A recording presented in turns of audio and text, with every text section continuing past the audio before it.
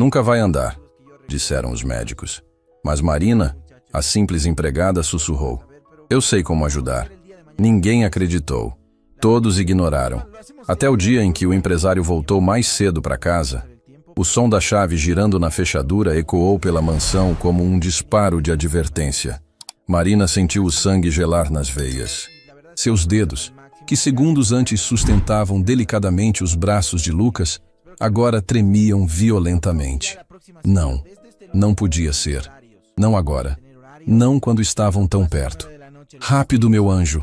Ela sussurrou desesperada, tentando pegar as muletas que havia escondido atrás do sofá. Mas era tarde demais. Tarde demais. A porta se abriu. Marcelo entrou como um furacão, a pasta de couro batendo contra a perna, o celular colado na orelha, discutindo números que valiam fortunas. Ele nem olhou para a frente inicialmente. Sua mente estava a quilômetros dali, mergulhada em planilhas, contratos, conquistas que enchiam contas bancárias, mas esvaziavam almas. Até que seus olhos encontraram a cena na sala. E o mundo parou. A pasta escorregou dos dedos, caindo no chão de mármore com um estrondo surdo que reverberou pelas paredes como um trovão. O celular escapou da mão, despedaçando-se contra o piso. Mas Marcelo nem notou.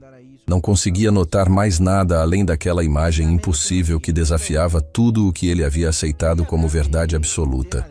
Lucas estava de pé, não apoiado na cadeira, não segurando móveis, de pé, sozinho. Suas perninhas finas tremiam violentamente, os músculos espamando em ondas visíveis sob a pele pálida. O suor escorria pelo rostinho, encharcando a camisa. Seus olhos estavam arregalados de esforço concentrado, os pequenos punhos cerrados ao lado do corpo, cada fibra do seu ser minúsculo lutando contra a gravidade que durante tanto tempo o manteve prisioneiro. E Marina estava ali, parada a poucos passos, as mãos estendidas em posição protetora, mas sem tocar nele, os olhos marejados brilhando com uma mistura de orgulho feroz e terror absoluto. Porque ela sabia que aquele momento mudaria tudo, para melhor ou para pior. O silêncio que se instalou era o tipo que sufoca, que pesa sobre os ombros como chumbo derretido, que faz o ar ficar rarefeito e os pulmões gritarem por oxigênio. Marcelo piscou uma vez, duas, três, como se ao piscar pudesse apagar aquela imagem que simplesmente não podia existir. Sua boca abriu e fechou sem som, como um peixe fora d'água buscando desesperadamente algo que fazer sentido. E então veio a voz, baixa primeiro, quase um sussurro rouco. O que é isso? Marina deu um passo à frente instintivamente, colocando-se entre o patrão e o menino. Seu corpo inteiro estava rígido, preparado para defender. Mãos calejadas por anos de trabalho duro, agora tremiam, mas ela mantinha o queixo erguido. Senhor Marcelo, eu posso... O que é isso? A voz explodiu como dinamite, ricocheteando pelas paredes, fazendo os cristais do lustre tilintarem. Marcelo deu 2 passos largos para dentro da sala, os olhos selvagens, o rosto contorcido em uma expressão que Marina não conseguia decifrar. Era raiva, era medo, era algo muito mais profundo e perigoso. Lucas soluçou, o som pequeno e quebrado. Suas pernas começaram a ceder sob o peso emocional ainda mais do que o físico. Marina se virou num reflexo, segurando-o antes que caísse, abaixando-o com cuidado infinito até o sofá. O menino agarrou-se a ela como um náufrago a um pedaço de madeira, enterrando o rosto em seu ombro. Papai, a vozinha saiu abafada, encharcada de lágrimas. Papai, eu consegui, eu fiquei de pé. Mas Marcelo não estava ouvindo. Não conseguia ouvir além do rugido de sangue em seus próprios ouvidos, além das sirenes de alarme disparando em sua mente. Ele apontou para Marina com dedo acusador, tremendo. Você fez isso com ele? O que você fez com meu filho? Eu não fiz nada de mal, Marina respondeu. E pela primeira vez em todos os anos trabalhando naquela casa, sua voz não tinha submissão, tinha força, tinha convicção. Eu ajudei ele, só ajudei. Ajudou? Marcelo gargalhou, mas não havia humor ali. Era um som amargo, cortante. Ajudou colocando ele em risco, fazendo ele acreditar que pode andar quando os melhores médicos do país disseram que é impossível? Os médicos estavam errados. O grito de Marina ecoou com uma ferocidade que ninguém esperaria daquela mulher sempre tão dócil. Marcelo recuou meio passo, chocado. Ela continuou, as palavras jorrando como represa rompida. Os médicos desistiram. Vocês desistiram. Todo mundo desistiu menos eu. Eu vi o Lucas definhar. Vi ele parar de sorrir, parar de brincar, parar de ser criança. E eu não podia aceitar. Não podia. Lágrimas escorriam livremente pelo rosto dela agora, mas sua voz não fraquejou. Minha avó teve um derrame, paralisia total do lado esquerdo. Os médicos disseram que ela nunca mais se moveria, mas eu não aceitei. Passei anos aprendendo, pesquisando, tentando, e ela voltou a andar. Não perfeitamente, mas andou. Marina limpou as lágrimas com as costas da mão, deixando marcas úmidas. Quando viu Lucas, vi a mesma coisa. A mesma desistência nos olhos dele, mas também vi a mesma vontade de viver enterrada lá no fundo. E pensei que talvez... Sua voz quebrou finalmente. Eu só queria devolver para ele o que vocês tiraram, a esperança. A última palavra saiu como um tapa, e acertou Marcelo em cheio. Ele cambaleou como se tivesse levado um soco físico. Suas pernas fraquejaram e ele se apoiou no aparador, os nós dos dedos ficando brancos de tanto apertar a madeira, porque aquelas palavras eram verdadeiras, cortantes, inegáveis. Ele havia desistido do filho, aceitou o diagnóstico como sentença final e trancou o próprio coração numa caixa de vidro onde a dor não pudesse alcançá-lo.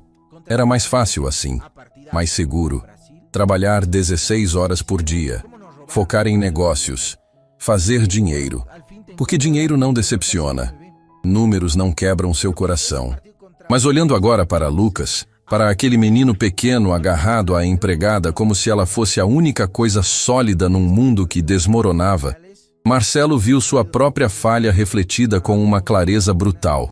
Você não tinha direito. Ele sussurrou. Mas a fúria havia esvaziado de sua voz, substituída por algo mais perigoso. Dor crua. Você não tinha direito de dar esperança para ele. Não quando essa esperança pode ser esmagada. Não quando o Senhor não quer lidar com a própria dor de ver ele tentar e talvez falhar. A voz veio da porta. Todos se viraram. Patrícia estava parada na entrada, as chaves ainda na mão, a bolsa escorregando do ombro. Ela havia chegado em silêncio, atraída pelos gritos. E agora observava a cena com olhos que não piscavam, vidrados, processando lentamente o que via.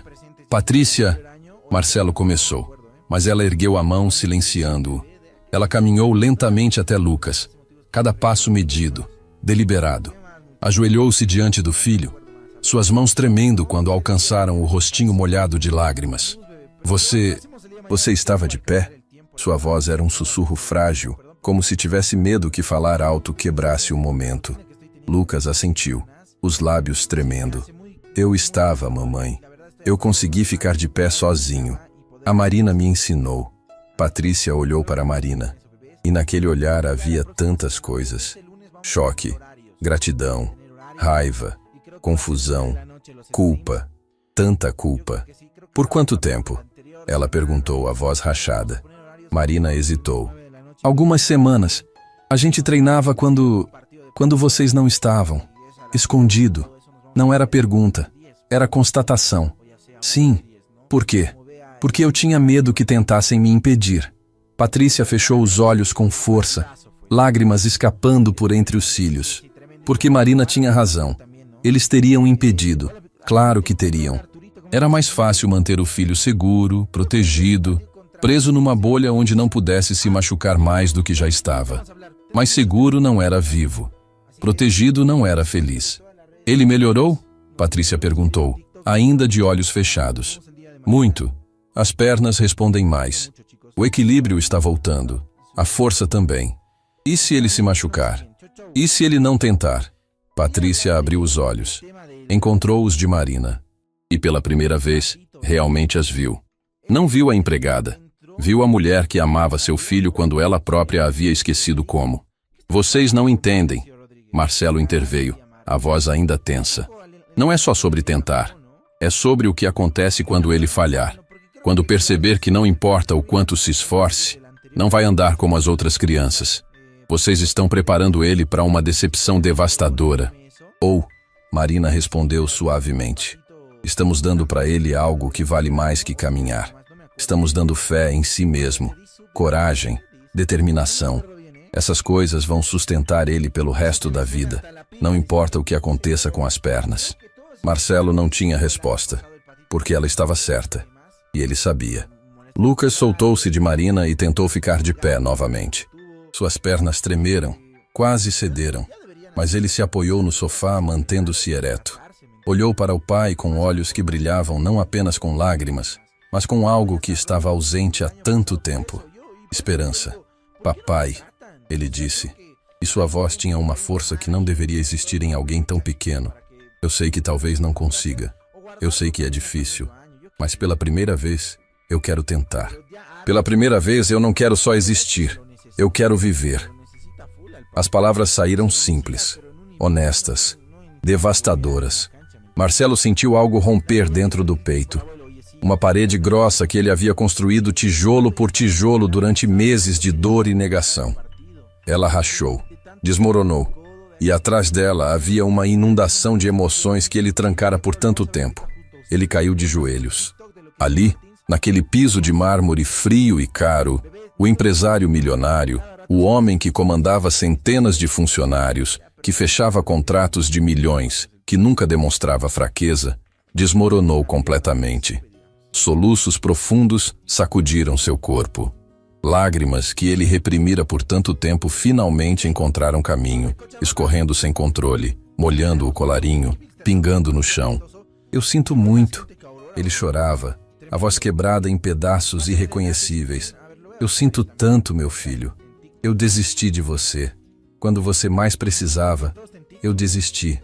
Patrícia também desabou, abraçando o marido e o filho simultaneamente. Os três choravam juntos, anos de dor e silêncio finalmente encontrando liberação. E Marina, a simples empregada que ninguém realmente via, ficou ali.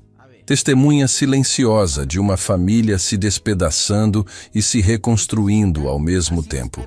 Ela não sabia ainda, mas aquele momento marcava apenas o início. Porque revelar a esperança é fácil. O difícil é sustentar ela quando o mundo inteiro tenta esmagá-la. E o mundo viria. Com força, com crueldade, com testes que nenhum deles estava preparado para enfrentar.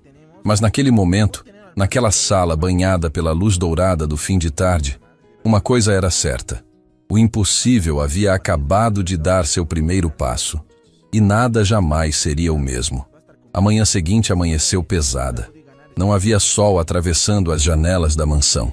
Apenas uma luz cinza e difusa que tornava tudo opaco, sem vida. Como se até o céu soubesse que algo havia mudado irreversivelmente naquela casa. Marina preparava o café com movimentos automáticos, mas suas mãos tremiam. Ela havia dormido pouco, atormentada por pensamentos que giravam em círculos viciosos. E se tivesse errado? E se realmente estava dando esperanças impossíveis para Lucas? E se Marcelo a mandasse embora? Pior. E se ele a impedisse de continuar ajudando o menino? A porta da cozinha se abriu. Marina virou-se rapidamente, esperando ver Marcelo. Mas era Patrícia. A mulher estava diferente. Seu rosto, normalmente maquiado com perfeição, estava nu, expondo olheiras profundas. Ela usava roupas simples, o cabelo preso de qualquer jeito. Parecia menor, mais humana. Marina. Sua voz saiu rouca, como se tivesse passado a noite chorando.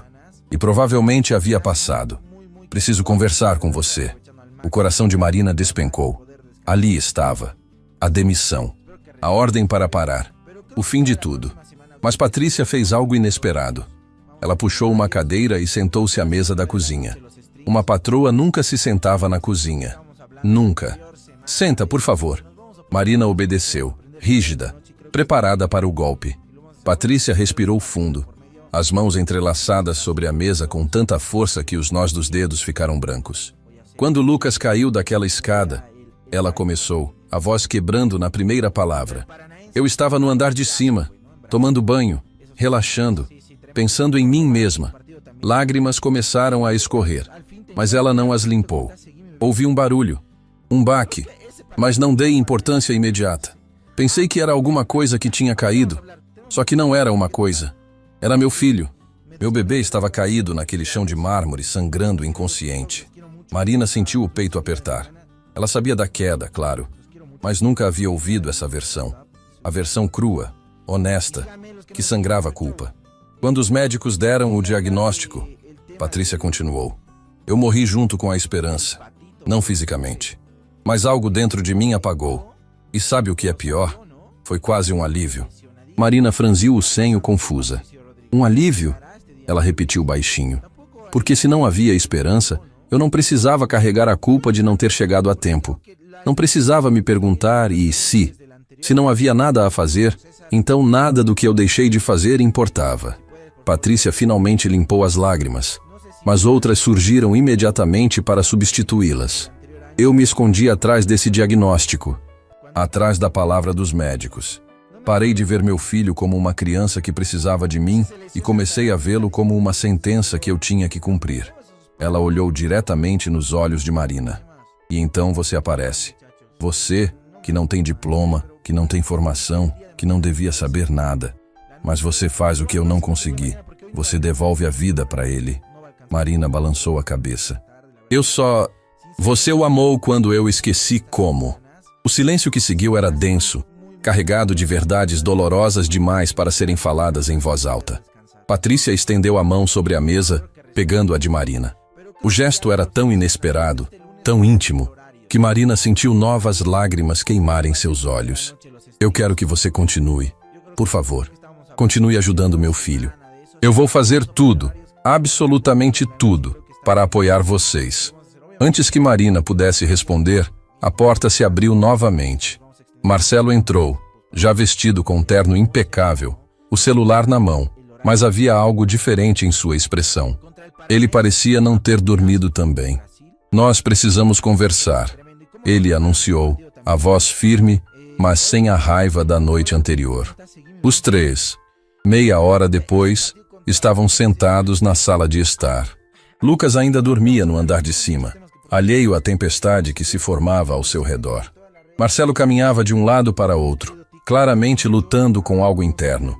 Finalmente parou, virando-se para Marina. Eu passei a noite inteira pesquisando, ele disse.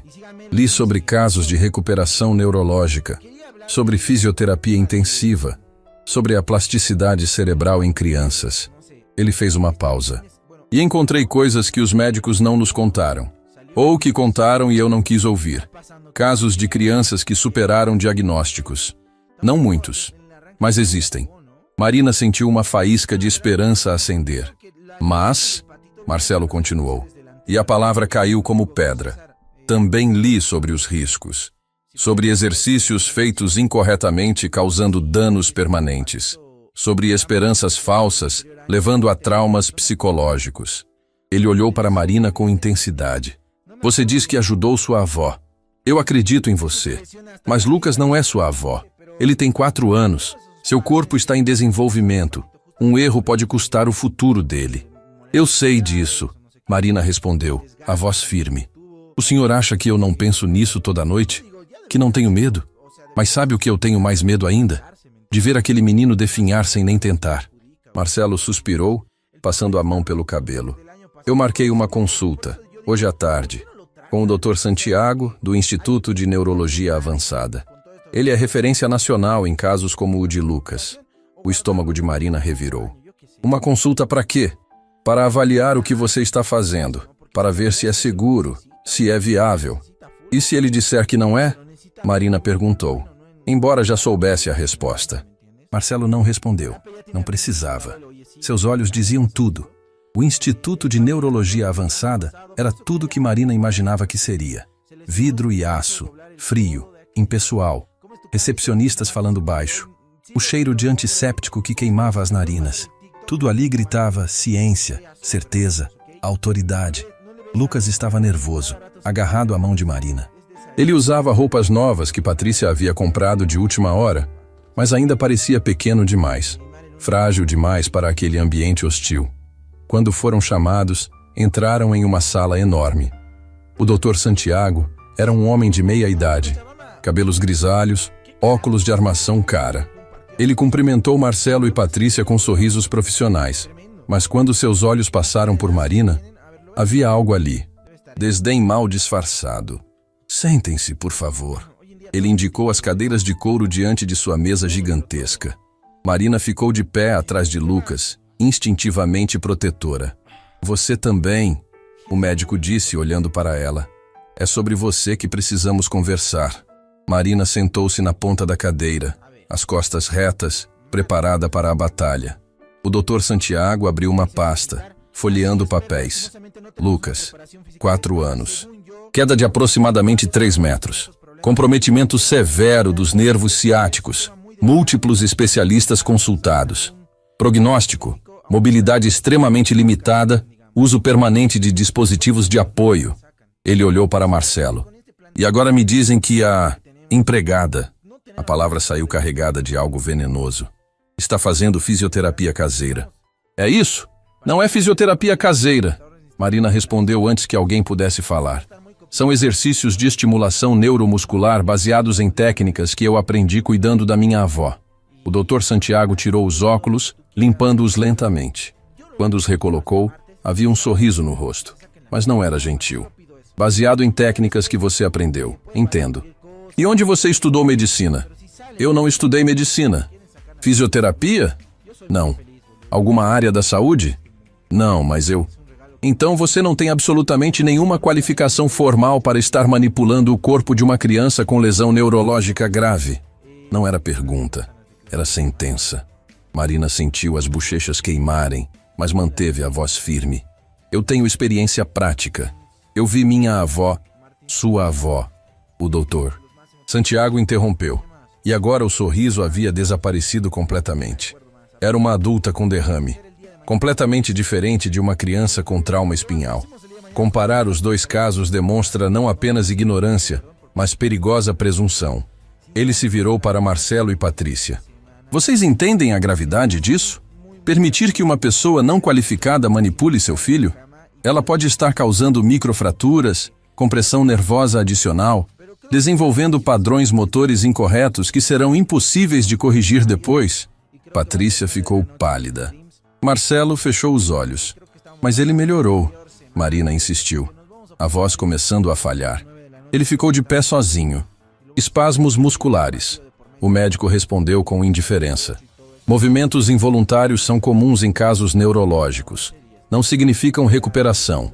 Significam que o sistema nervoso está tentando compensar o dano. Forçar esses músculos pode criar lesões permanentes. Ele voltou sua atenção para Lucas, que encolhia cada vez mais na cadeira. Lucas, vamos fazer alguns exames. Ver o que essa situação causou. As horas seguintes foram tortura. Lucas foi submetido a testes, scanners, médicos apalpando suas pernas, fazendo anotações em tablets, balançando cabeças com expressões sombrias. E durante tudo isso, Marina teve que ficar de fora, assistindo através de vidros, sentindo-se cada vez menor. Quando finalmente voltaram à sala do Dr. Santiago, o médico tinha uma expressão que Marina reconheceu imediatamente. Satisfação. A satisfação de estar certo. Os exames mostram exatamente o que eu temia. Há sinais de tensão muscular excessiva, microlesões nas fibras, padrões de movimento compensatório que podem causar problemas posturais graves no futuro. Ele fechou a pasta com um som seco. Minha recomendação é cessar imediatamente qualquer atividade não supervisionada. Lucas deve ser colocado em um programa formal de fisioterapia, com profissionais qualificados, seguindo protocolos científicos comprovados. Mas ele estava melhorando. Patrícia disse, a voz fraca. Senhora, com todo respeito, vocês não têm expertise para avaliar melhora real versus compensação temporária. Confiem na ciência. Confiem em quem dedicou décadas estudando para isso. Ele olhou para Marina e havia frieza absoluta ali. E você? Eu entendo que suas intenções eram boas, mas boas intenções sem conhecimento são perigosas. O que você fez pode ter consequências que só veremos em anos. Então, pelo bem dessa criança, afaste-se. Deixe profissionais cuidarem disso. Marina sentiu como se tivessem arrancado o chão sob seus pés. As paredes da sala giravam. Ela tentou falar, mas as palavras morreram na garganta. Lucas começou a chorar. Não o choro alto de criança fazendo birra. Era algo muito pior. Era o som de esperança sendo esmagada. Marina não fez nada de errado. Ele soluçou. Ela me ajudou. Ela é a única que acredita em mim. Lucas, acalme-se. O Dr. Santiago disse com um tom condescendente que fez Marina querer gritar. Você é muito novo para entender, mas quando crescer, vai agradecer por termos protegido você. Eu não quero proteção. Eu quero andar. O grito de Lucas ecoou pela sala, cru e desesperado. Patrícia cobriu a boca, chorando. Marcelo fechou os olhos com força. E Marina sentiu seu coração se partir em 1000 pedaços. Porque talvez o médico estivesse certo. Talvez ela fosse apenas uma mulher ignorante brincando com algo que não entendia. Talvez estivesse machucando o menino que amava como filho. Eu acho, Marcelo disse lentamente, cada palavra pesando toneladas, que devemos seguir a recomendação do doutor. Marina olhou para ele, os olhos arregalados de choque e dor. Senhor Marcelo, é o melhor para Lucas. Ele interrompeu, mas não conseguia olhar para ela. Nós vamos contratar os melhores fisioterapeutas, seguir os protocolos corretos, fazer tudo certo. E eu? Marina sussurrou. O silêncio respondeu antes das palavras. Você vai continuar trabalhando na casa, mas sem os exercícios, sem nada disso. Marina sentiu lágrimas queimarem seus olhos, mas não as deixou cair. Não ali. Não na frente daquele homem que a olhava como se fosse uma ameaça. Tudo bem, ela disse. A voz oca. Tudo bem. Mas não estava tudo bem. Nada estava bem. A volta para casa foi silenciosa. Lucas chorava baixinho no banco de trás, abraçado a Marina. Ela acariciava seus cabelos, sussurrando promessas que não sabia se poderia cumprir. Quando chegaram, Marina ajudou Lucas a entrar. Levou-o para o quarto. Colocou-o na cama. O menino segurava sua mão com força desesperada. Você vai embora? Ele perguntou, a voz quebrando. Não, meu amor. Eu não vou a lugar nenhum. Mas a gente não vai mais treinar? Marina mordeu o lábio, tentando conter as lágrimas. Seu pai e sua mãe querem que profissionais te ajudem agora. Pessoas que estudaram para isso. Mas eu não quero eles. Eu quero você. Eu sei, meu anjo. Eu sei. Lucas soluçou contra seu ombro. E Marina sentiu cada lágrima dele como ácido queimando sua pele. Quando ele finalmente adormeceu, exausto de tanto chorar, Marina desceu as escadas. Estava quase na cozinha quando ouviu vozes vindo da sala de estar. Marcelo e Patrícia discutindo. Ela não queria ouvir, mas também não conseguiu se mover. Você realmente acha que foi certo? Era Patrícia, a voz carregada de dúvida. Aquele médico foi tão cruel com ela. Ele foi honesto, Marcelo respondeu. Ela não tem qualificação. Ela pode ter machucado Lucas. Ou pode ter sido a única que realmente viu nosso filho. Silêncio. Patrícia, eu não sei mais o que é certo. Mas o médico tem razão em uma coisa. Nós não podemos arriscar o futuro de Lucas baseado em fé. Precisamos de ciência. E se a ciência estiver errada? E se não estiver? Marina se afastou antes que pudessem vê-la. Subiu para seu quarto no 3º andar. Aquele espaço pequeno que era seu mundo há tantos anos. Sentou-se na cama e finalmente permitiu que as lágrimas caíssem. Ela havia tentado fazer o certo, tentado ajudar, e agora tudo desmoronava. Pegou seu celular. Havia uma mensagem da irmã perguntando como estava. Marina começou a digitar uma resposta, mas suas mãos tremiam tanto que não conseguia. E então viu. Uma notificação de rede social. Uma amiga havia compartilhado um artigo. Caso extraordinário. Menino supera diagnóstico de paralisia com método não convencional. O coração de Marina acelerou. Ela clicou, leu, e à medida que as palavras entravam em seus olhos, algo dentro dela começou a despertar novamente.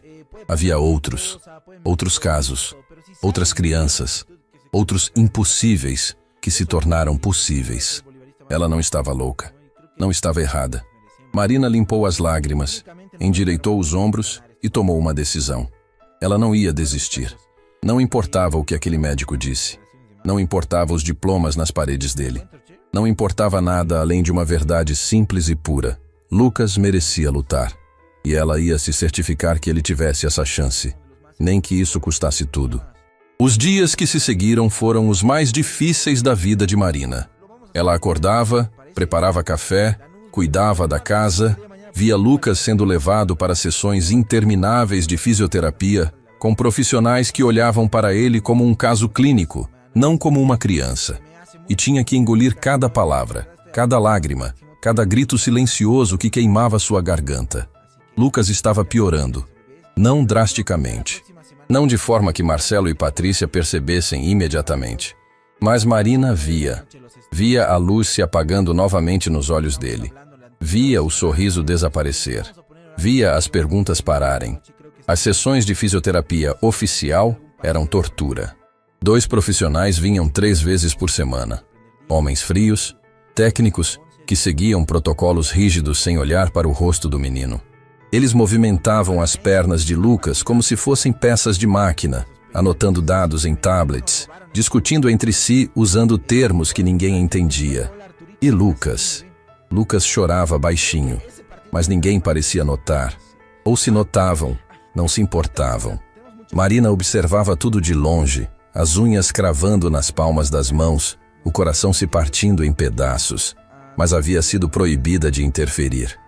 Então ficava ali, testemunha impotente de uma esperança sendo sistematicamente destruída. Foi numa dessas tardes que tudo mudou. Marina estava na cozinha, preparando o lanche de Lucas, quando ouviu vozes vindas da entrada. Vozes que não reconheceu. Aproximou-se discretamente, escondendo-se atrás da porta entreaberta. 2 mulheres conversavam com Patrícia na sala. Uma era Valéria, vizinha rica do número 12, conhecida por seus jantares caros e fofocas ainda mais caras. A outra era Silvia, amiga de longa data de Patrícia, daquelas amizades baseadas em aparências e comparações. Querida, Valéria dizia com aquela voz melosa que escondia veneno, eu soube do que aconteceu. Essa história toda com a empregada fazendo experimentos com o Lucas. Marina sentiu o sangue gelar. Patrícia suspirou, claramente desconfortável. Não foram experimentos. Ela achava que estava ajudando. Ajudando? Silvia riu. Um som agudo e cruel. Patrícia, pelo amor de Deus. A mulher não tem nem ensino médio completo e achou que podia curar uma lesão neurológica. É quase cômico se não fosse trágico. O Dr. Santiago me ligou. Valéria continuou. E Marina sentiu o chão desaparecer sob seus pés. Ele é meu médico também, você sabe. E ele estava genuinamente preocupado. Disse que encontrou microlesões causadas pelos exercícios dela, que o Lucas poderia ter ficado permanentemente prejudicado. Mentira. Tinha que ser mentira. Marina lembrava da consulta. O médico havia mencionado as microlesões de forma vaga, sem certeza. Mas agora, semanas depois, a história tinha crescido, distorcido, virado algo monstruoso. Eu não deveria ter permitido, Patrícia murmurou, a voz carregada de culpa. Eu deveria ter percebido antes. Você confia demais nas pessoas, Silvia disse, tocando o braço de Patrícia com falsa solidariedade. Essas pessoas, elas têm bom coração, sim, mas não têm capacidade intelectual para entender os limites. Acham que amor resolve tudo? E agora você vai manter ela aqui? Valéria perguntou, chocada. Trabalhando na sua casa? Perto do seu filho? Ela não faz mais nada com Lucas. Patrícia defendeu fracamente. Apenas as tarefas normais. Mesmo assim, eu no seu lugar não conseguiria nem olhar para ela. Toda vez que visse aquela mulher, lembraria do risco que ela colocou meu filho. Marina não aguentou mais. Recuou, o coração martelando tão forte que parecia que ia explodir. Lágrimas queimavam seus olhos, mas ela as forçou de volta. Não aqui, não agora. Ela subiu para seu quarto, fechou a porta e finalmente permitiu que o desespero a engolisse. Soluços profundos sacudiram seu corpo. Ela havia tentado fazer o certo. Havia amado aquele menino com cada fibra do seu ser. E agora estava sendo pintada como uma vilã. Uma incompetente e perigosa. Mas foi então, no fundo daquele poço de desespero, que algo dentro dela endureceu, cristalizou, transformou dor em determinação. Ela pegou o celular, releu o artigo que havia encontrado dias atrás. E desta vez, não apenas leu, pesquisou. O artigo falava sobre doutora Helena Carvalho, uma fisioterapeuta que havia desenvolvido um método revolucionário para crianças com lesões neurológicas. Um método que combinava técnicas tradicionais com abordagens não convencionais. E o mais importante, tinha resultados documentados. Casos de sucesso. Crianças que haviam desafiado prognósticos. Marina vasculhou a internet por horas. Encontrou o site da clínica. Vídeos de depoimentos. Estudos publicados em revistas médicas menos conhecidas, mas publicados. E encontrou algo mais. Um endereço. A clínica da doutora. Helena ficava do outro lado da cidade. Não era longe. Era possível. Mas havia um problema. Marina não podia simplesmente levar Lucas até lá. Ela não tinha permissão. Não tinha autoridade. Se tentasse, seria demitida. Talvez até processada. Então ela fez a única coisa que podia fazer. Decidiu ir sozinha primeiro. No dia seguinte, Marina pediu a tarde de folga. Patrícia concedeu sem perguntas, claramente ainda desconfortável após a conversa com as amigas. Marina percebeu o olhar. Aquele olhar que não havia mais da mesma forma. A clínica da doutora Helena ficava num bairro simples, longe dos vidros e aço do Instituto de Neurologia Avançada. Era um prédio antigo, pintado de amarelo desbotado, com placas modestas. Mas quando Marina entrou, sentiu algo diferente no ar.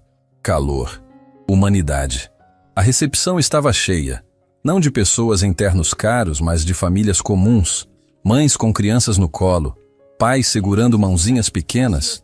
E o mais impressionante, as crianças sorriam.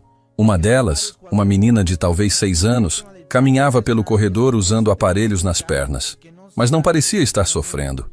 Ela ria, conversava com a mãe, apontava para um pôster de desenho animado na parede. Marina sentiu algo apertar no peito. Esperança. Aquela coisa perigosa e linda que ela havia tentado sufocar. Posso ajudá-la? Marina virou-se. Uma mulher de uns 50 anos, cabelos grisalhos presos num coque, óculos de armação simples, a observava. Não com julgamento, com curiosidade genuína. Eu gostaria de falar com a doutora Helena, se for possível. Eu sou a doutora Helena. A mulher sorriu. E você é? Marina. Eu cuidava de um menino, Lucas. Ele tem 4 anos e tem uma lesão neurológica. Algo no rosto da doutora Helena mudou. Suavizou. Venha, vamos conversar. O consultório da doutora Helena era pequeno, abarrotado de papéis, modelos anatômicos e, surpreendentemente, fotos. Dezenas de fotos de crianças. Crianças em cadeiras de rodas. Crianças com muletas. E crianças andando, correndo, vivendo. Conte-me sobre Lucas, a doutora Helena pediu, sentando-se atrás de uma mesa que já tinha visto dias melhores. E Marina contou. Contou tudo.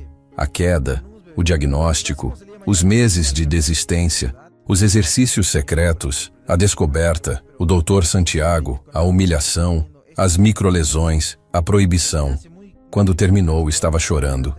Lágrimas escorriam livremente enquanto ela falava. Meses de dor finalmente encontrando liberação. A doutora Helena ouviu em silêncio. Não interrompeu. Não julgou. Apenas ouviu. Quando Marina terminou, houve um longo silêncio.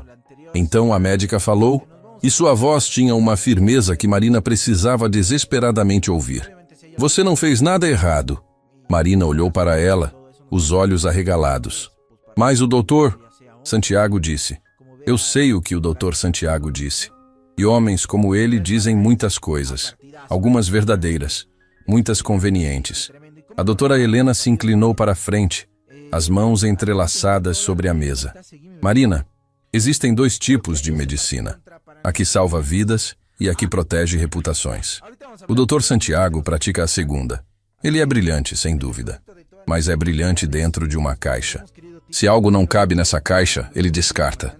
Não porque não funciona, mas porque ameaça a caixa. Mas as microlesões podem ou não existir. Sem ver os exames não posso afirmar. Mas vou te dizer algo que aprendi em 30 anos fazendo isso. O corpo humano, especialmente o de uma criança, é extraordinariamente resiliente. Ele se adapta, se cura, mas apenas se deixarmos, se confiarmos nele. Ela pausou. Você descreveu exercícios de estimulação neuromuscular, massagens, trabalho de equilíbrio. Nada disso é perigoso se feito com cuidado. E pelo que você descreveu, você tinha muito cuidado. Marina sentiu algo se soltar dentro do peito, uma tensão que carregava há semanas. Então eu não machuquei ele? Você o amou. E amor, quando aplicado com sabedoria e paciência, raramente machuca. A doutora Helena se levantou, caminhando até uma estante cheia de pastas. Quantos médicos, como o Dr. Santiago, você acha que me disseram que meu método era perigoso? Que eu estava dando falsas esperanças? Que estava colocando crianças em risco? Ela pegou uma pasta, jogando-a sobre a mesa. Fotos se espalharam, antes e depois. Crianças que não andavam, crianças andando. Estas são minhas respostas. Resultados reais. Vidas reais. Crianças que teriam passado a vida inteira em cadeiras de rodas se eu tivesse ouvido os especialistas. Marina olhava as fotos, mal conseguindo respirar. Você quer ajudar Lucas? A doutora Helena perguntou. Mais do que tudo. Então traga ele aqui. Deixe-me avaliar. E se eu achar que posso ajudar, vamos ajudar. Mas os pais dele, eles não vão permitir. Eles confiam no Dr. Santiago. A doutora Helena sorriu, mas havia algo triste naquele sorriso. Então você tem uma escolha: desistir ou lutar. Marina voltou para a mansão com a cabeça girando. A doutora Helena havia lhe dado um caminho, mas era um caminho perigoso. Se tentasse levar Lucas à clínica sem permissão, seria demitida. Talvez pior. Mas se não tentasse, Lucas continuaria definhando. A luz em seus olhos se apagaria completamente. E ela teria que viver sabendo que desistiu. Quando chegou em casa, a primeira coisa que viu foi Lucas sentado na sala, sozinho. Os fisioterapeutas haviam acabado de sair. Ele estava curvado sobre si mesmo, as mãozinhas cobrindo o rosto.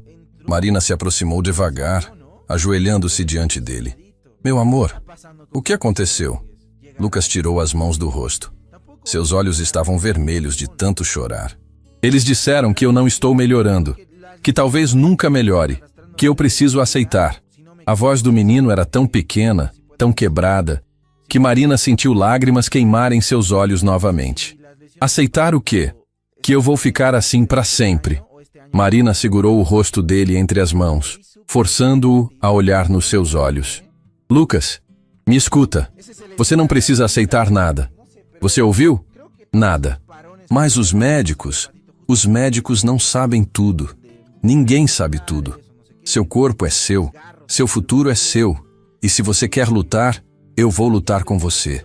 Eu prometo. Mas meu pai disse que você não pode mais me ajudar. Marina respirou fundo. Este era o momento, a encruzilhada, o ponto sem volta. E se a gente fizesse um segredo? Só nosso? Lucas a olhou, confuso e esperançoso ao mesmo tempo. Que tipo de segredo? Eu encontrei alguém, uma médica de verdade, que pode te ajudar, mas seus pais não sabem dela ainda. Então a gente ia ter que ir escondido. Como na primeira vez. Como na primeira vez. Lucas ficou em silêncio por um longo momento. Então, com uma maturidade que não deveria existir em alguém de 4 anos, ele falou: se você acha que vai me ajudar, eu vou. Eu confio em você, Marina. Mais do que em qualquer pessoa. As palavras acertaram Marina como um soco, porque aquela confiança era linda e aterrorizante ao mesmo tempo. Se ela errasse, se algo desse errado, não estaria traindo apenas a confiança dos patrões. Estaria traindo a confiança daquela criança que havia como única esperança. Mas olhando para Lucas, para aqueles olhos que imploravam por uma chance, Marina soube que não havia escolha real. Amanhã, ela sussurrou, enquanto seus pais estiverem fora, eu te levo, só para uma avaliação, para ver se ela realmente pode ajudar. Tudo bem? Lucas assentiu, e pela primeira vez em semanas, um pequeno sorriso surgiu em seu rosto. Naquela noite, Marina mal dormiu. Revirava-se na cama, imaginando tudo que poderia dar errado. Marcelo descobrindo, Patrícia a demitindo, o Dr. Santiago sendo chamado, Lucas se machucando. Mas sempre que o medo ameaçava paralisá-la, ela lembrava das fotos no consultório da doutora Helena.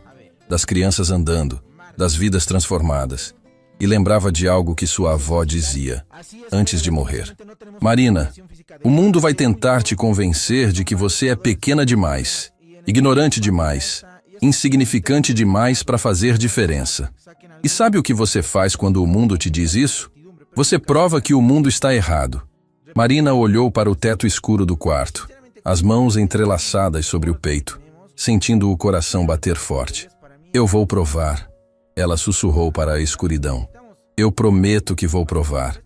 Porque algumas batalhas não se luta com diplomas ou dinheiro ou poder. Algumas batalhas se luta apenas com amor. E amor, quando teimoso o suficiente, move montanhas. Ou pelo menos tenta. A manhã chegou com um céu carregado de nuvens cinzentas que ameaçavam chuva. Marina acordou antes do alarme, o estômago embrulhado de nervosismo. Hoje era o dia. Não havia mais volta. Ela preparou o café com mãos que tremiam levemente, ouvindo os sons matinais da casa acordando. Marcelo desceu primeiro, já vestindo terno cinza, olhos grudados no celular. Ele mal olhou para Marina ao pegar a xícara de café. Vou ter reuniões o dia todo. Ele anunciou para ninguém em particular. Volto tarde. Patrícia apareceu minutos depois. Cabelos perfeitamente arrumados, maquiagem impecável. Mas Marina percebeu as olheiras que nem a base conseguia esconder completamente. Tenho compromissos também, Patrícia disse, evitando o olhar de Marina. Deixei o dinheiro na mesa do hall para as compras do mercado. Havia algo diferente na voz dela. Distância. Como se Marina tivesse se tornado apenas mais um móvel da casa. Útil, mas invisível. Quando ambos saíram, a mansão afundou em silêncio. Marina subiu as escadas, cada degrau pesando mais que o anterior. Lucas já estava acordado, sentado na cama, os olhos brilhando com uma mistura de expectativa e medo. É hoje? Ele perguntou baixinho, como se alguém pudesse ouvir. É hoje, meu amor. E se a doutora não conseguir me ajudar? Marina sentou-se ao lado dele, puxando-o para um abraço apertado. Então a gente vai procurar outra, e mais outra. Até encontrar alguém que consiga, porque desistir não é opção. Nunca mais. A clínica da doutora Helena estava mais cheia do que na visita anterior. A sala de espera fervilhava de vida. Mães conversavam entre si, trocando histórias, experiências, esperanças. Crianças de diferentes idades ocupavam cada canto, algumas em cadeiras de rodas, outras com aparelhos nas pernas, mas todas com algo em comum. Estavam vivas. Realmente vivas. Uma menina de talvez 7 anos passou correndo, rindo alto enquanto a mãe a perseguia. Marina percebeu os aparelhos metálicos nas pernas da criança, mas ela os usava como se fossem extensões naturais do corpo, sem vergonha, sem limitação. Lucas observava tudo com olhos arregalados. Aquilo era tão diferente das clínicas frias e silenciosas que frequentava. Ali havia calor, havia humanidade. Marina? Ela se virou. A doutora Helena estava parada na porta do consultório, sorrindo. Mas quando seus olhos pousaram em Lucas, algo mudou em sua expressão.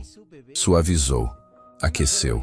Você deve ser o Lucas, ela disse, abaixando-se até ficar na altura do menino. Ouvi falar muito de você. Lucas olhou para Marina buscando confirmação. Ela assentiu encorajadoramente. Oi, ele sussurrou timidamente. Quer vir conhecer meu consultório? Tem alguns brinquedos legais lá dentro. E uma prancheta onde você pode desenhar enquanto eu converso com a Marina. Lucas hesitou apenas um segundo antes de acenar com a cabeça. O consultório estava exatamente como Marina lembrava. Abarrotado, caótico, mas acolhedor. A doutora Helena instalou Lucas numa cadeira confortável com papel e giz de cera. E então se voltou para Marina. Me conta tudo, desde o início. Não omita nada. Marina contou. Cada detalhe. A queda, os meses depois, os primeiros exercícios, os progressos, a descoberta, o doutor Santiago, a consulta humilhante, as semanas de fisioterapia oficial que não traziam resultados. A doutora Helena ouvia, fazendo anotações ocasionais, mas principalmente apenas absorvendo. Quando Marina terminou, houve um silêncio pesado.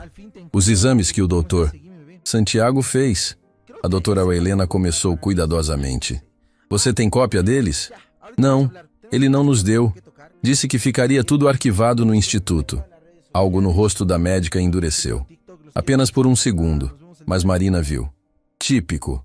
Muito conveniente também. Por quê? Porque sem os exames não há como contestar o diagnóstico dele. Não há como verificar se essas microlesões realmente existem. É a palavra dele contra... Bem, contra nada. Marina sentiu o sangue ferver. Você está dizendo que ele mentiu? Estou dizendo que já vi esse comportamento antes. Médicos protegendo protocolos em vez de pacientes. Criando diagnósticos convenientes que justificam suas próprias recomendações. A doutora Helena se levantou, caminhando até Lucas. Meu amor, posso examinar suas perninhas? Não vai doer nada, prometo. Lucas olhou para Marina novamente. Ela assentiu. Ele concordou. O que se seguiu foi diferente de qualquer exame que Lucas havia experimentado. A doutora Helena não tratava suas pernas como objetos clínicos. Ela conversava com ele enquanto trabalhava, fazendo perguntas sobre seus desenhos favoritos, seus brinquedos, suas músicas preferidas. E ao mesmo tempo, suas mãos experientes apalpavam músculos, testavam reflexos, avaliavam amplitude de movimento. Dobra o pé para cima para mim? Isso, muito bem. Agora para baixo. Perfeito. Marina observava, o coração na garganta. Finalmente, após o que pareceram horas, mas foram apenas minutos, a doutora Helena se afastou. Sua expressão era ilegível. Lucas, pode continuar desenhando? Preciso conversar com a Marina lá fora. O corredor estava mais silencioso. A doutora Helena fechou a porta do consultório e encarou Marina com intensidade. Não há microlesões. As palavras caíram como bombas. O quê? Pelo menos não detectáveis ao exame físico. E acredite, se fossem tão graves quanto o Dr. Santiago sugeriu, eu sentiria. Os músculos de Lucas estão levemente atrofiados pela falta de uso, sim, mas isso é reversível. Não há sinais de dano causado por exercícios inadequados. Marina sentiu as pernas fraquejarem. Ela se apoiou na parede. Então ele inventou? Ou exagerou drasticamente? O que, na minha experiência, dá no mesmo. A raiva que Marina sentiu foi tão intensa que quase a derrubou. Aquele homem, aquele médico arrogante com seu consultório de vidro e sua superioridade cruel, havia mentido. Havia destruído sua reputação, humilhado ela publicamente, tirado a esperança de Lucas. Por quê? Para proteger seu ego? Para justificar seus métodos? Marina, respira. A doutora Helena tocou seu ombro gentilmente. Eu sei que é revoltante, mas agora precisamos focar no que importa. Lucas pode melhorar, muito. Tem certeza? Absoluta. Seus nervos estão respondendo, seus músculos têm potencial. Com o programa certo, dedicação, paciência, esse menino pode andar. Talvez não perfeitamente, mas pode andar. Marina desabou em choro. Não de tristeza, mas de alívio tão profundo que doía. Todos aqueles dias de dúvida, de culpa, de se perguntar se havia machucado o menino que amava. E agora? Mas tem um problema, a doutora Helena disse, trazendo Marina de volta à realidade. Eu não posso tratá-lo oficialmente sem a autorização dos pais. E pelo que você me contou, eles não vão dar essa autorização. Então, o que eu faço? Você precisa convencê-los. Ou, a doutora Helena hesitou, claramente lutando com algo interno. Ou você continua trazendo ele aqui escondido. Eu te ensino os exercícios. Você aplica em casa. E a gente torce para conseguir resultados antes de sermos descobertos. Isso não é ilegal? É eticamente complicado. Mas ilegal? Não. Eu estou te ensinando técnicas. Você está aplicando em alguém sob seus cuidados. Nenhuma lei contra isso. Marina sabia que era arriscado. Sabia que se fosse descoberta, as consequências seriam devastadoras. Mas olhando pela janela do corredor, vendo Lucas desenhando dentro do consultório, seu rosto finalmente relaxado, sem dor, sem medo. Me ensina, ela disse. Por favor, me ensina tudo. As 2 horas seguintes foram intensas. A doutora Helena ensinou, Marina absorveu cada palavra como esponja desesperada. Técnicas de massagem, exercícios de fortalecimento progressivo, estimulação neuromuscular, trabalho de equilíbrio. E mais importante, como identificar sinais de problema, quando parar, quando pressionar mais. Nunca force além do que ele aguenta, a doutora Helena enfatizou. Dor aguda é sinal de pare. Desconforto leve é aceitável. Você precisa aprender a diferença. Marina anotava tudo num caderno velho que levara na bolsa, os dedos voando sobre o papel. Estavam tão concentradas que não ouviram os passos no corredor. Não viram a figura se aproximando da porta do consultório. Não perceberam nada até que uma voz cortou o ar como lâmina afiada. Então é aqui que você está. Marina congelou. Aquela voz. Não podia ser. Ela se virou lentamente. Marcelo estava parado na entrada do consultório, o rosto contorcido em uma expressão que mesclava fúria, traição e algo mais profundo. Dor. Atrás dele, Valéria, a vizinha fofoqueira, sorria com satisfação cruel mal disfarçada. O silêncio que se seguiu era o tipo que precede terremotos. Senhor Marcelo, Marina começou, a voz saindo trêmula. Eu posso explicar. Explicar? A voz dele explodiu, reverberando pelas paredes. Todas as mães na sala de espera se viraram. Enfermeiras pararam no meio do corredor. Lucas largou os giz de cera, os olhos arregalando de terror. Você sequestrou meu filho, trouxe ele para esta clínica de 5ª categoria depois que eu proibi explicitamente. Eu não sequestrei ninguém. Você desobedeceu uma ordem direta. Você colocou meu filho em risco novamente. A doutora Helena deu um passo à frente, colocando-se entre Marcelo e Marina. Senhor, por favor, se acalme. Vamos conversar como adultos. E você? Marcelo apontou para ela, tremendo de raiva. Você é a charlatã que está colocando ideias na cabeça dela. Que tipo de médica aceita tratar uma criança sem o consentimento dos pais? Sou o tipo de médica que se importa mais com resultados do que com protocolos burocráticos. A doutora Helena respondeu, sua voz calma, mas firme como aço. E antes de me chamar de charlatã, talvez devesse saber que tenho 28 anos de experiência, 13 especializações e uma taxa de sucesso de 72% em casos similares ao do seu filho. Papai, para! A voz de Lucas cortou através do caos como um grito de socorro. O menino estava de pé, apoiado na mesa, lágrimas escorrendo pelo rosto. Não grita com a Marina! Ela só está tentando me ajudar. Lucas, senta! Não! Você não entende! Os outros médicos não ligam para mim. Eles me tratam como uma coisa quebrada.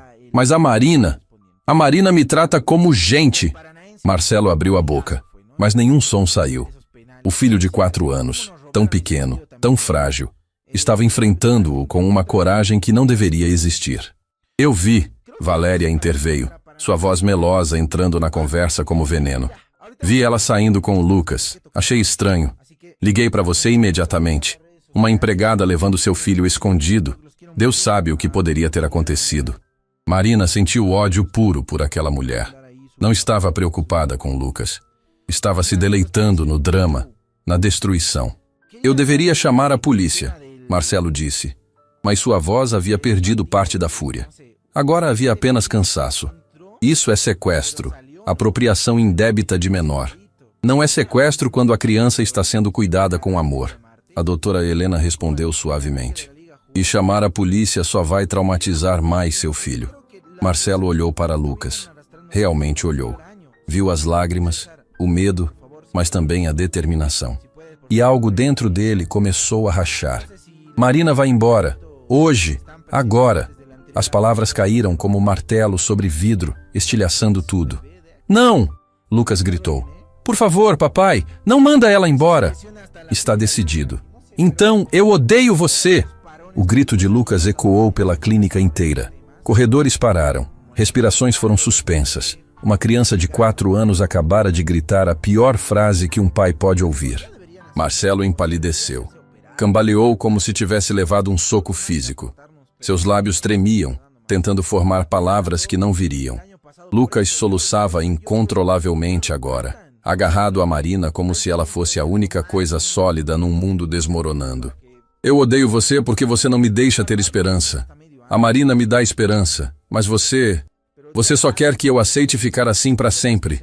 Lucas, Marcelo sussurrou, a voz quebrada. Eu não quero aceitar. Eu quero tentar.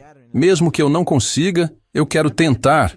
Foi então que Marcelo desmoronou. Ali, no meio daquela clínica cheia de estranhos, na frente da vizinha fofoqueira, diante da médica que ele havia chamado de charlatã, ele caiu de joelhos e chorou. Não choro contido de homem tentando manter compostura, mas soluços profundos, viscerais, que sacudiam todo o seu corpo. Anos de rigidez, de controle forçado, de emoções reprimidas finalmente encontrando liberação. Eu sinto muito. Ele chorava, as palavras saindo entrecortadas. Eu sinto tanto, filho. Eu só queria te proteger. Não queria ver você se machucar mais. Lucas se soltou de Marina, cambaleando até o pai. Suas perninhas tremiam, mal o sustentavam, mas ele insistiu. E quando chegou perto de Marcelo, o abraçou. Eu sei que você está com medo, papai. Eu também tô, mas ter medo junto é melhor que ficar parado. Marcelo apertou o filho contra o peito, chorando no cabelo dele, sussurrando desculpas que se misturavam com soluços. A sala de espera inteira assistia em silêncio respeitoso. Mães limpavam os próprios olhos. Enfermeiras se entreolhavam emocionadas. Até Valéria havia ficado pálida, claramente arrependida de ter iniciado aquela avalanche. A doutora Helena se aproximou lentamente, ajoelhando-se ao lado de Marcelo e Lucas. Senhor, ela disse gentilmente, venha comigo, deixe-me mostrar algo. Meia hora depois, Marcelo saía da sala de exames com expressão transformada. A doutora Helena havia mostrado tudo. Os exames que ela fizera em Lucas, as comparações, as evidências de que não havia microlesões reais, as possibilidades de tratamento e, mais importante, os vídeos de outras crianças, antes e depois. Ele voltou para a sala de espera onde Marina esperava, Lucas dormindo exausto em seu colo. Valéria havia ido embora, provavelmente percebendo que não era mais bem-vinda. Marcelo sentou-se pesadamente na cadeira ao lado de Marina. Por um longo momento, nenhum deles falou. Então ele sussurrou, tão baixo que Marina quase não ouviu. Me desculpa. Marina virou-se para ele confusa. Eu confiei no médico errado, no homem errado, e quase destruí meu filho no processo. O Senhor estava tentando proteger ele. Estava tentando me proteger, dele, da dor de vê-lo tentar e falhar. Marcelo limpou os olhos, respirando fundo. A doutora Helena me mostrou tudo, me explicou tudo. E eu finalmente entendi que você estava certa desde o começo. Você viu o que eu me recusei a ver. Ele olhou para Marina e havia algo diferente em seus olhos. Respeito, admiração. Eu quero contratar a doutora Helena, oficialmente.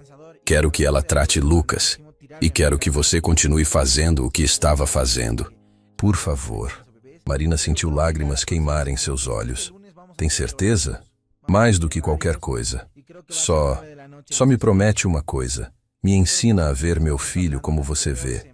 Como alguém capaz, não como alguém quebrado. Marina sorriu através das lágrimas. Prometo. Vamos aprender juntos. E naquele momento, na sala de espera daquela clínica simples, algo mudou fundamentalmente.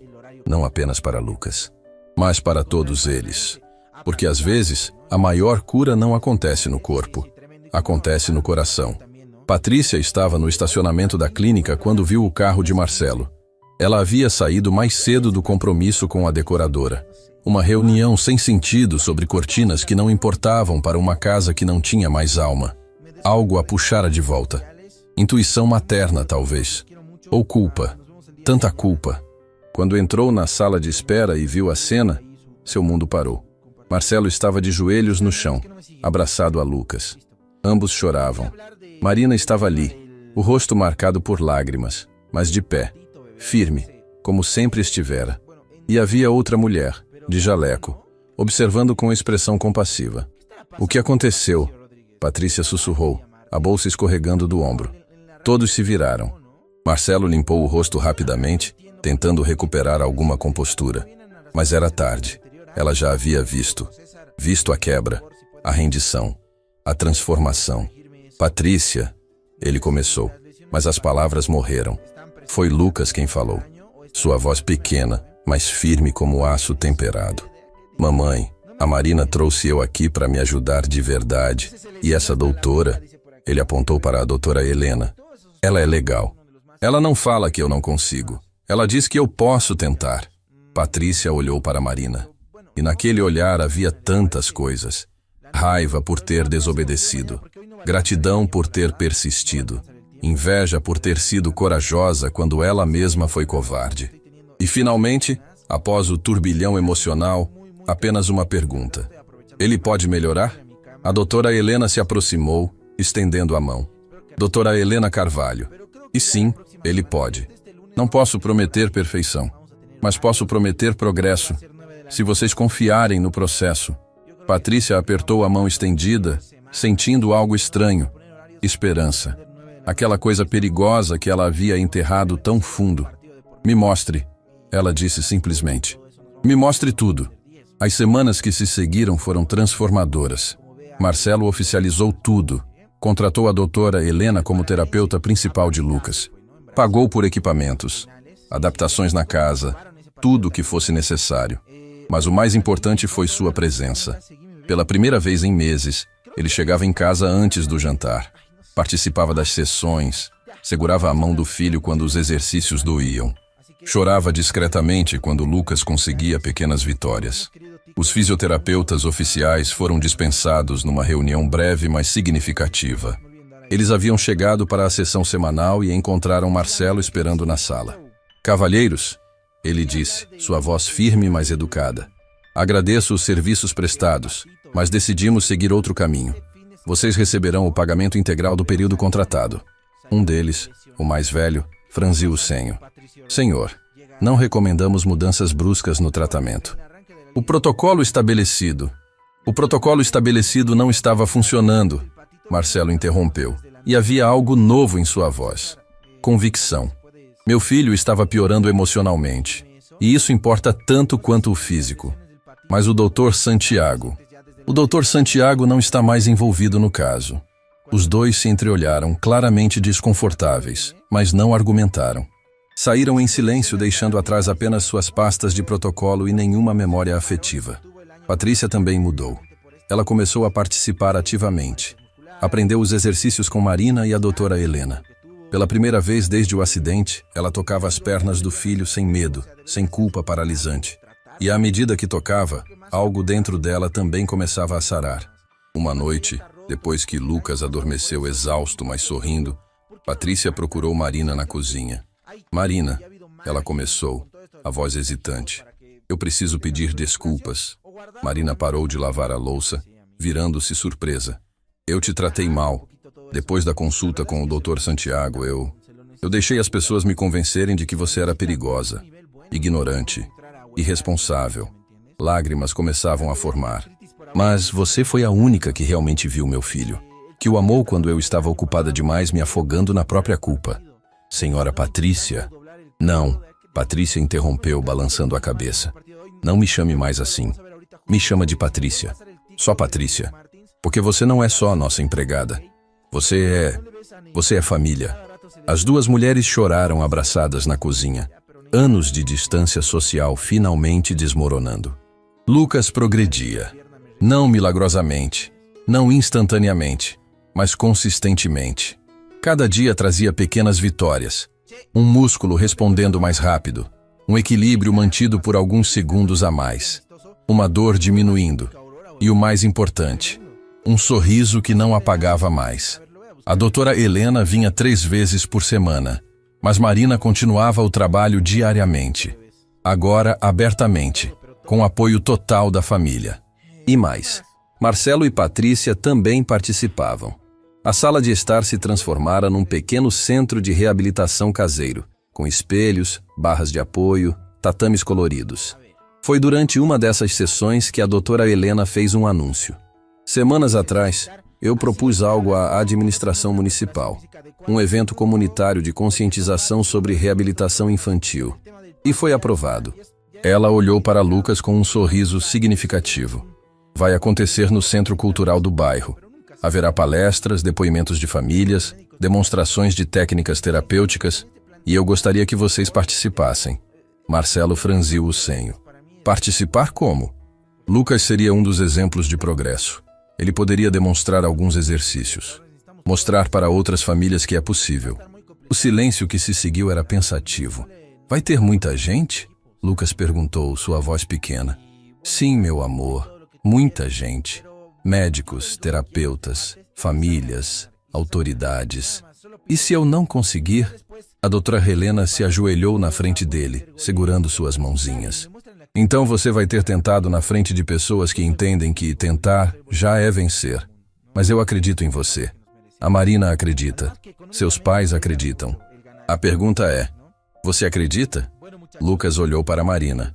Ela assentiu encorajadoramente. Olhou para os pais. Ambos tinham lágrimas nos olhos, mas sorriam. Eu acredito, ele disse. E havia algo diferente em sua voz. Maturidade, coragem. Eu quero mostrar para as outras crianças que a gente pode tentar. A notícia do evento se espalhou rapidamente pelo bairro e, inevitavelmente, chegou aos ouvidos errados. Valéria estava tomando chá com um grupo de amigas quando ouviu. Ela quase cuspiu a bebida. Espera, aquela empregada vai apresentar o menino como caso de sucesso? Depois de tudo? Parece que sim, outra mulher respondeu folheando o celular. Tem até cartaz. Histórias de superação. O nome do Lucas está listado. Valéria sentiu algo estranho. Não era satisfação como esperaria. Era desconforto. Ela lembrava da cena na clínica, do jeito que havia se deleitado em causar aquele caos, do prazer venenoso que sentira ao ligar para Marcelo. E agora? Agora o menino estava melhorando, e ela havia quase destruído isso. Vou nesse evento, ela anunciou de repente. As amigas a olharam surpresas. Por quê? Porque preciso. O Dr. Santiago também soube. Não por cartaz, mas por um colega que mencionou casualmente durante um jantar médico. Helena Carvalho está organizando mais um desses eventos dela. Sabe como ela é, sempre tentando validar aqueles métodos questionáveis. Santiago quase engasgou com o vinho. Evento? Sim, no Centro Cultural. Vai apresentar casos de sucesso, como se anedotas provassem algo cientificamente. O Dr. Santiago sentiu raiva ferver. Ele havia dado seu diagnóstico profissional. Havia alertado sobre os perigos. E agora aquela mulher estava desafiando sua autoridade publicamente? Eu vou nesse evento, ele disse, a voz fria como gelo. Alguém precisa trazer senso científico para essa conversa. O colega riu. Você vai confrontar a Helena? Boa sorte. Ela não se intimida fácil. Não é ela que vou confrontar. É o caso dela. Vamos ver se esse suposto progresso resiste a escrutínio real. Na casa da família, os preparativos eram intensos. Lucas treinava diariamente, não apenas os exercícios físicos, mas também o que diria. A doutora Helena o havia ajudado a preparar algumas frases simples sobre sua jornada. Não precisa ser perfeito, ela repetia. Só precisa ser verdadeiro. Marina estava nervosa. Mais nervosa do que Lucas, na verdade. A ideia de estar diante de tantas pessoas, incluindo médicos que poderiam julgá-la, fazia seu estômago revirar. E se eles perguntarem sobre minha formação? Ela perguntou à doutora Helena numa tarde. Você responde a verdade, que não tem diploma, mas tem experiência, que aprendeu cuidando de alguém que amava, e que o amor, quando combinado com dedicação e conhecimento prático, pode fazer coisas extraordinárias. Mas eles vão me julgar. Alguns vão, outros vão te admirar. E no fim o que importa não é a opinião deles. É o Lucas andando. Marina respirou fundo, absorvendo as palavras. Na véspera do evento, Marcelo reuniu todos na sala. Sua expressão era séria, mas seus olhos brilhavam com emoção. Quero que vocês saibam algo. Independente do que acontecer amanhã, independente do que Lucas conseguir ou não conseguir fazer, eu já considero isso uma vitória. Ele olhou para cada um deles. Porque recuperamos algo muito mais importante que movimento nas pernas. Recuperamos esperança, amor, união. E isso ninguém pode tirar de nós. Patrícia se levantou, abraçando o marido. Lucas se juntou a eles. E Marina, hesitante apenas por um segundo, foi puxada para o abraço também. Ali, naquela sala que meses atrás era apenas um espaço vazio em uma mansão vazia, agora havia uma família, imperfeita, rachada, mas remendada com algo mais forte que qualquer argamassa: amor. E na manhã seguinte, o mundo veria do que esse amor era capaz, ou pelo menos tentaria ver. Porque às vezes, a coragem não está em ter certeza do resultado. Está em tentar mesmo quando o mundo inteiro duvida. O centro cultural estava lotado. Cada cadeira ocupada, pessoas em pé nas laterais, o burburinho de centenas de vozes criando uma sinfonia nervosa. Marina segurava a mão de Lucas com força, sentindo a palma pequena suada contra a sua. O menino olhava ao redor com olhos arregalados, claramente intimidado pela multidão. "Tá tudo bem ter medo", Marina sussurrou, ajoelhando-se ao lado dele. "Eu também tô. Mas a gente vai estar juntos sempre." Marcelo e Patrícia estavam logo atrás, vestidos com roupas simples propositalmente. Nada de ternos caros ou vestidos de grife. Hoje não eram empresários ricos, eram apenas pais. A doutora Helena subiu ao palco, o microfone chiando levemente antes de sua voz ecoar pelo auditório. "Boa tarde a todos. Obrigada por estarem aqui. Hoje vamos falar sobre algo que a medicina tradicional muitas vezes esquece: esperança." Um murmúrio percorreu a plateia. Alguns médicos de jaleco trocaram olhares céticos. "Vou apresentar casos reais de crianças que desafiaram prognósticos. Não porque a medicina estava errada, mas porque estava incompleta. Porque esquecemos que corpos humanos não são máquinas, são mistérios. E mistérios às vezes nos surpreendem." Foi então que Marina ouviu.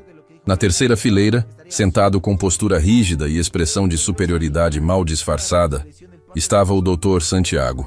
Seus olhos frios varreram o palco e pousaram diretamente nela.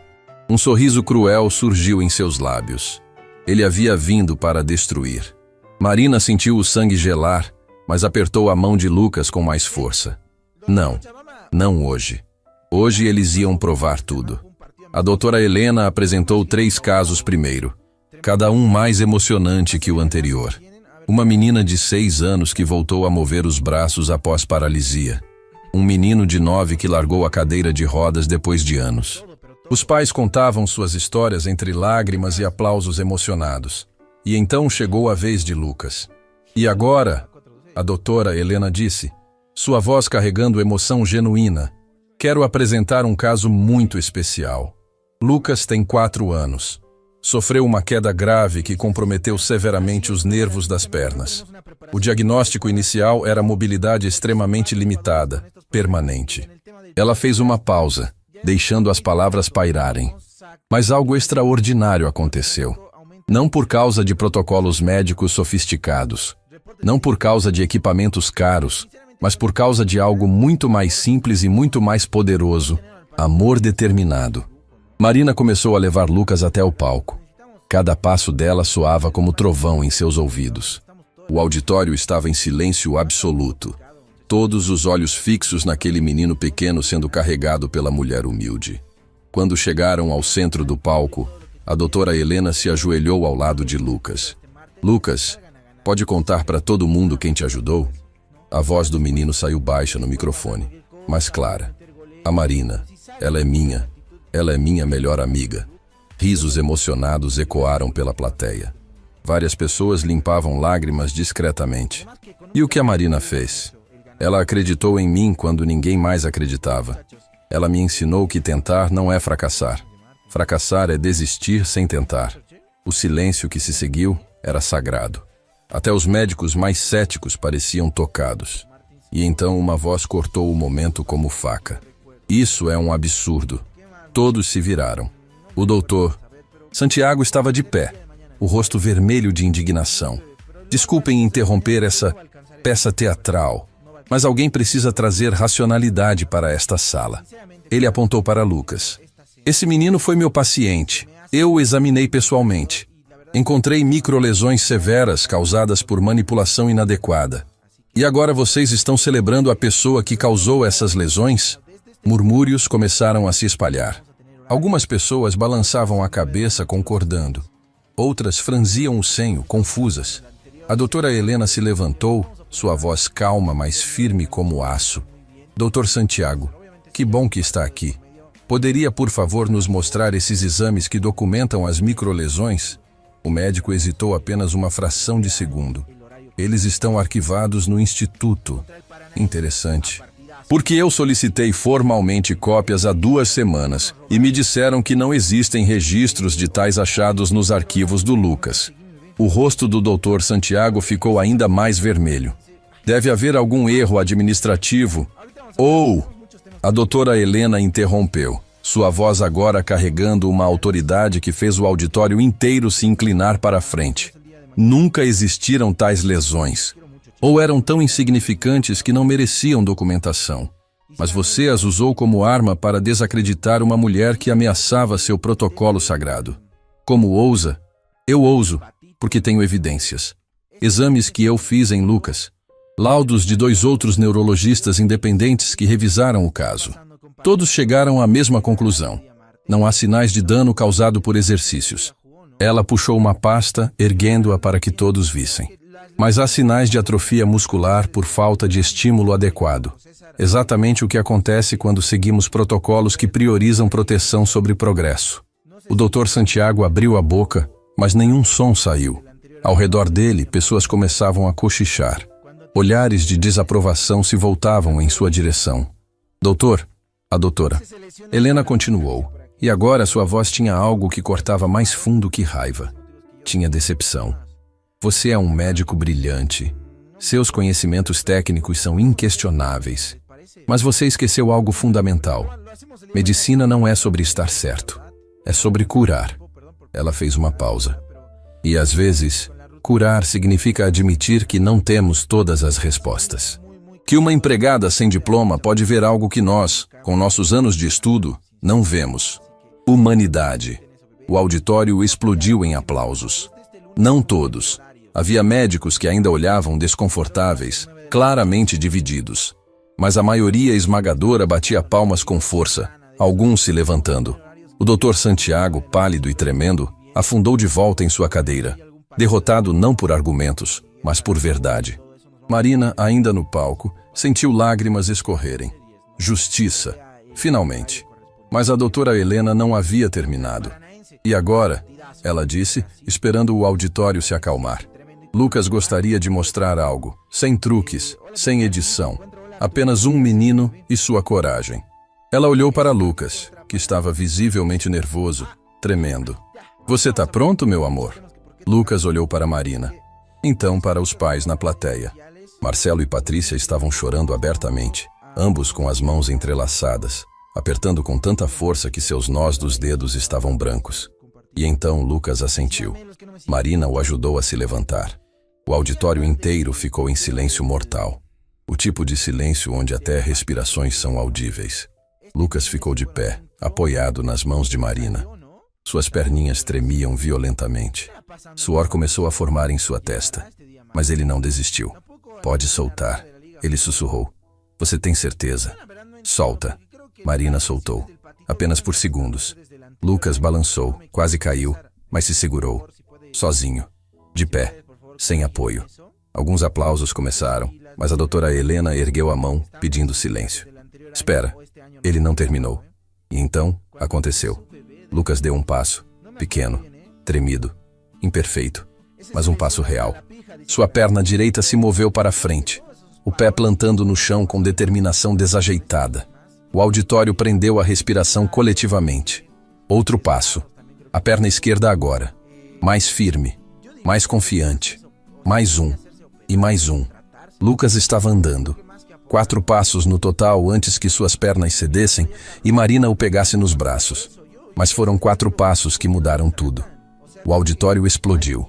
Não em aplausos educados, mas em ovação de pé, gritos, choros incontroláveis. Mães na plateia abraçavam estranhos. Médicos limpavam os olhos. Câmeras de celulares captavam tudo, o momento já se tornando viral antes mesmo de terminar. Marcelo e Patrícia correram para o palco, esquecendo protocolos, esquecendo tudo, exceto seu filho. Eles o envolveram num abraço tão apertado que Marina teve que gentilmente lembrá-los de deixar o menino respirar. No meio do caos, Marina viu Valéria. A vizinha estava no fundo do auditório, lágrimas escorrendo pelo rosto perfeitamente maquiado, as mãos cobrindo a boca. Seus olhos encontraram os de Marina, E naquele olhar havia algo que nunca estivera antes: vergonha, arrependimento. Ela se aproximou depois, quando a multidão começou a se dispersar. Estava visivelmente desconfortável. Marina, ela começou, a voz rachada. Eu não tenho desculpa. O que eu fiz foi cruel, mesquinho. Marina esperou, deixando o silêncio pesar. Eu liguei para o Marcelo porque eu queria estar certa. Queria provar que você estava errada. E quando vi o Lucas andando hoje... Ela pausou, limpando lágrimas. Percebi que quase destruí um milagre por pura maldade. Não era sobre estar certa, Marina disse suavemente. Era sobre ajudar uma criança. Sempre foi só sobre isso. Valéria assentiu, incapaz de falar mais. Ela se afastou, menor do que quando chegara. Transformada, talvez. Pelo menos envergonhada. 3 anos depois, o Centro Raio de Esperança era um prédio modesto na periferia da cidade, mas sempre cheio de vida. Crianças corriam pelos corredores, algumas com aparelhos, outras com muletas, todas com sorrisos. As paredes estavam cobertas de desenhos coloridos e fotos de antes e depois que fariam qualquer um chorar. Marina caminhava pelos corredores com um jaleco simples, mas agora também com um crachá. Não como médica. Ela nunca quis ser, mas como coordenadora de terapia integrada, um título criado especialmente para ela pela doutora Helena. Marina, uma menininha de 5 anos a chamou, acenando animadamente de sua cadeira de rodas. Olha, consegui dobrar o pé. Marina se ajoelhou, examinando, celebrando aquela pequena vitória como se fosse ouro. Estou tão orgulhosa de você, meu amor. Amanhã a gente tenta dar uns passinhos, que tal? A menina concordou entusiasticamente. No fundo do corredor, uma cerimônia estava começando. Autoridades locais haviam vindo para a inauguração oficial da expansão do centro. Marcelo e Patrícia haviam doado recursos significativos, mas mais importante, haviam doado tempo. Marcelo agora fazia parte do conselho administrativo. Patrícia liderava o grupo de apoio aos pais. Lucas, agora com 7 anos, estava no palco improvisado. Ele não usava mais muletas. Caminhava com leve manqueira, mas caminhava. E mais importante, corria, brincava, vivia. Eu queria agradecer, ele disse ao microfone, sua voz ainda infantil, mas clara, a todas as pessoas que não desistiram de mim, especialmente a Marina. Ele olhou para ela na multidão, seus olhos brilhando. A Marina me ensinou que milagres não caem do céu. A gente constrói eles, um dia de cada vez, um passo de cada vez. Aplausos ecoaram. Quando a cerimônia terminou, Marina encontrou a doutora Helena no jardim pequeno do centro. Você fez isso, Marina disse, olhando ao redor maravilhada. Nós fizemos. A doutora Helena corrigiu. Você, eu, aquela família que decidiu acreditar. E agora vamos fazer por muitos outros. Ela pausou, sorrindo. Sabe, eu recebi uma ligação semana passada, do Conselho Regional de Medicina. Querem que eu apresente nosso método em um simpósio nacional. Isso é incrível! E querem que você apresente comigo, como coautora da abordagem. Marina arregalou os olhos. Mas eu não tenho formação. Você tem algo melhor. Você tem resultados. E mais importante, você tem coração. Naquela noite, Marina voltou para seu pequeno apartamento. Não mais o quarto minúsculo na mansão, mas um lugar seu, conquistado. Na parede, emoldurada, estava uma foto. Lucas dando seus primeiros passos naquele palco. E embaixo, uma frase escrita pela mão dele, letras tortas mas lindas. Para Marina, que me ensinou a voar sem sair do chão. Marina tocou a foto gentilmente, lágrimas de gratidão escorrendo, porque no final não era sobre diplomas ou dinheiro ou status. Era sobre uma verdade simples que o mundo esquecia constantemente. Amor determinado move montanhas. Fé persistente parte mares. E uma pessoa comum, quando decide que não vai desistir, pode mudar o mundo. Um passo de cada vez. Um coração de cada vez. Uma esperança de cada vez.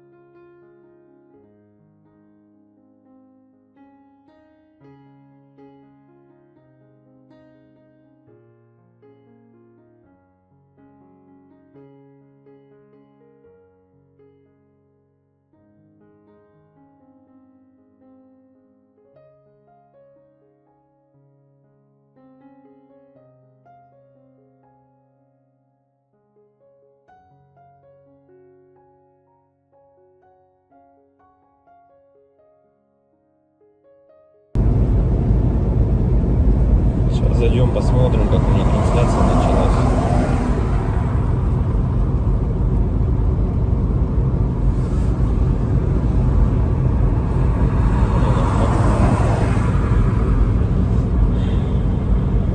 Если вот рассматривать, я говорю, задумываясь о том, что прожитые типа 30 лет, так смотришь на многих людей, которые сейчас, соответственно, живут, которым в районе 30, которые уже потеряли вообще вкус к жизни, да, радость какую-то от жизни. Таких, причем, кстати, становится все больше и больше. Мне кажется, этот средний возраст, когда говорили, что начинается вот этот кризис среднего возраста, он тоже сместился, как и говорят, что сейчас люди, в принципе, быстрее взрослеют, быстрее осмысливают все, да, почему-то это всегда все в плохом больше ключе на самом деле, да, вот что сейчас дети, к примеру, быстрее взрослеют, вот, и мне кажется, кризис вот этот среднего возраста, он, наверное, тоже сместился. И вот я думаю, что он сместился где-то в районе 30 лет. Опять-таки, это тоже не со всеми, наверное, связано. Не у всех людей так, все люди разные. И как-то приходишь к той мысли о том, что помимо того, что люди сами по себе стали такие вот, наверное, депрессивные, да, времена такие сложные, да, вот это вот еще извне много каких вещей случается, на данный момент, которые людям усугубляют эту ситуацию на самом деле, вот этой депрессии, вот этих кризисов, да, каких-то переходных моментов в жизни. И непонятно, если конец этому всему, да, наступает для людей потом белая полоса в жизни, или они не могут выбраться из нее. Примеров достаточно на самом деле много. К примеру, вот сосед у меня есть такой хороший парень был. И есть, он хороший человек сам по себе. Но вот у него сейчас очень сложные времена такие, как бы дизмораль на него напала. О том, что он не реализовался в своей жизни к 30 годам, что жизнь у него кончена. И не может он выбраться из этой ситуации. Да? Как говорят, если мы говорим, что это мужики такие, да, типа слабые, да, какие-то, безморальные, как бы такие вот, что в основном это случается, наверное, зачастую, может быть, это у мужиков случается в этом возрасте, такой кризис, наверное, да, каких-то неудач в своей жизни, не пришедших ни к чему достойному и хорошему. Но вопрос в том, что это мужики такие, типа слабые, или времена такие стали, что если вот разобраться так, вот, например, возьмем даже с древних времен, когда человеку нужно было добывать пищу самому, да, там убивать мамонтов, мужику стоило там сходить на охоту. Да, на охоту он сходил, кого-то там добыл добычу, принес домой, да, что-то где-то там поделал дома, и все как бы. И это, возможно, как работа тоже на ежедневной основе, да, была. И как бы мужик в то время считался, еще воином были, они воинами были, не воевали, да. В любом случае это все такая в основном физическая была работа, типа стратегии именно добычи пищи какой-то себе. Тут вот требовалось, возможно, какое-то знание, да, тут я не спорю. Но в основном это была физическая работа. Если взять, к примеру, не такие далекие времена, когда там люди вот только выходили из пещер, Да, взять даже, допустим, 50 лет назад, 100 лет назад, да, когда люди работали на заводах. И что тогда считалось именно мужиком, да, таким. Разница была, наверное, с нынешними временами в том, что если ты работал, к примеру, на заводе на каком-то, то тебе было этого всего достаточно. То есть ты уходил на завод, отработал свое время, да, пришел домой, какие-то тоже там, может, домашние дела, и, ну, и этого тебе было достаточно на самом деле. Как бы и все, и заключалась вся суть именно мужчин, ну вот, как бы устроиться главное на завод и работать физически, опять-таки, да, получить какое-то образование, так, ну, как бы среднеспециальное, к примеру, да, какой-нибудь токарь, идти на завод, отработать там 8-12 часов. Ну, это не легкая работа, я не спорю тоже с этим. Но опять-таки, этого зато было достаточно. Человек уходил, он отрабатывал там 12 часов и понимал, что ему будет всего достаточно. Ради этого и была, наверное, главная и основная мотивация. Да? И если перенесемся мы, наверное, в наше время уже, сейчас, на данный момент, то есть люди просто не знают на самом деле, как заработать. Как получить жилье, как получить новый автомобиль. То есть способов получения данного результата его нету как такового. Это говоря о том, что ты будешь ходить на работу по 8, по 12 часов, допустим, сутками там работать, да, ты не заработаешь на машину, заработаешь ты на нее через 5 лет, если ты там не будешь ни пить, ни есть, как бы, да. Ну ладно, если вообще не тратить деньги, то заработаешь год. Ну такого же невозможно, это же только где-то в сказках. С учетом нынешних трат, то есть даже при зарплате какой-то средней, там 100 тысяч рублей, ну где-то 60, где-то 70, где-то 80. Возьмем от 60, наверное, до 120. То есть, к примеру, достижение результата такой, как, к примеру, квартира, недвижка какая-то своя, это кредиты, ипотеки. То есть вот здесь и сейчас ты берешь. И залазя все глубже и глубже, то есть, как сказать, взял ты, к примеру, себе недвижимость, да, в ипотеку, пусть оно будет так. Помимо тех трат, к примеру, помимо этой ипотеки, там ремонт и так далее, тебе за эти 20 лет нужно и телефоны менять, и одежду менять, и так далее, там кушать надо. Машины также в этот же момент менять тебе надо. И то есть это кабала на самом деле такая, она дизморальная.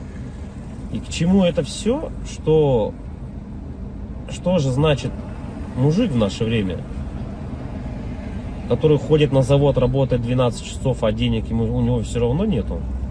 Как бы добычу он принести уже не может, да? Ну типа он может сходить в лес, но от этого толку особо не будет.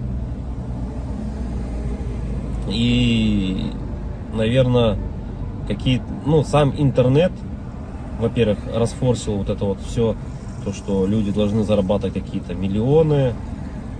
Они должны зарабатывать. Это было бы шикарно, если бы каждый зарабатывал. Но каждый по своей сути не может столько зарабатывать, да, потому что не хватит денег, чтобы каждый. А может их и хватит, но никто никому не даст так зарабатывать.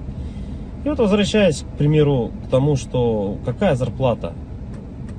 1300, наверное, должна быть в наше время, чтобы как бы себя, наверное, обеспечивать, да, хорошо, одному. И кто же тогда мужик в наше время? Типа, что он должен делать? Что он должен выполнять? Как бы, если он ходит на работу, но смысла от этого нету.